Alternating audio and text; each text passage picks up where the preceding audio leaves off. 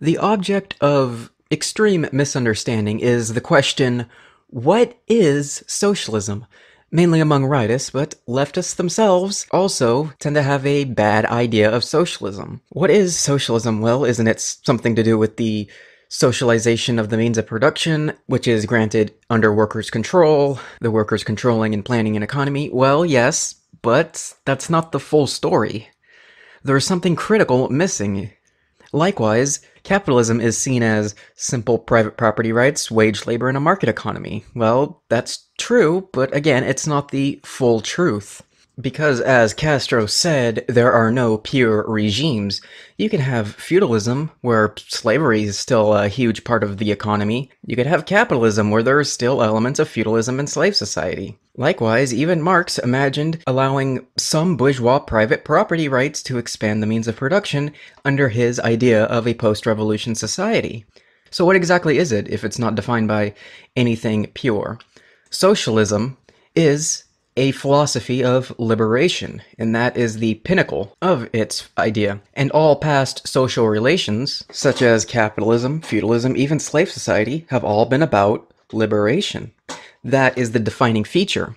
When it comes to communism, which was used interchangeably by Marx and Engels, he's outright answers what communism is. What is communism? Communism is the doctrine of the conditions of the liberation of the proletariat. And the same is true of all past societies. Now that seems a little confusing to say that feudalism and capitalism are liberating philosophies. Well, not if we think dialectically. For in dialectics, we know that everything contains the negation of itself.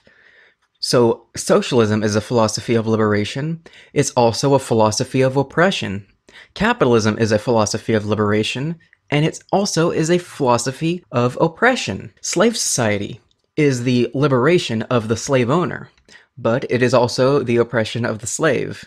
Feudalism is the liberation of the actual slave, but it is also the oppression of the non-landowners. Capitalism is the full liberation of the individual man, yet it socializes things into a collective and it sets itself up for the oppression of that class. Likewise, socialism is the liberation of the proletariat, but it is also the oppression of the bourgeoisie. That is a simple but important thing to understand.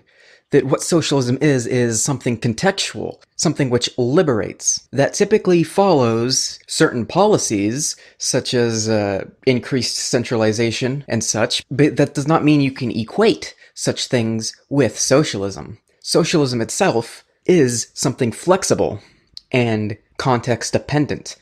Now, when you get to a higher phase of socialism, what we call now communism, full communism, that is when full, total liberation exists. As Lenin said, while the state exists, there can be no freedom. When there is freedom, there will be no state. He is talking about freedom in its complete, total sense.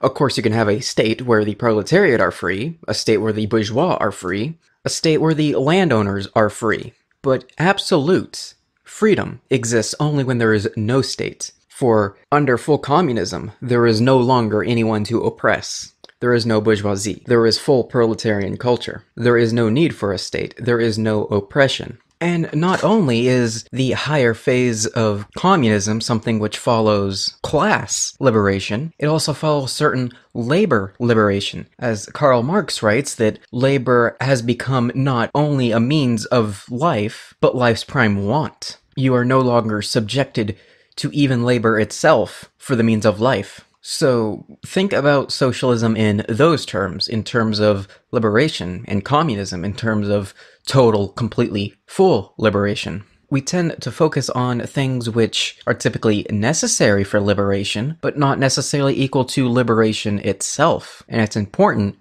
to understand fully this concept because I think it is truly what Marx and Engels meant by socialism.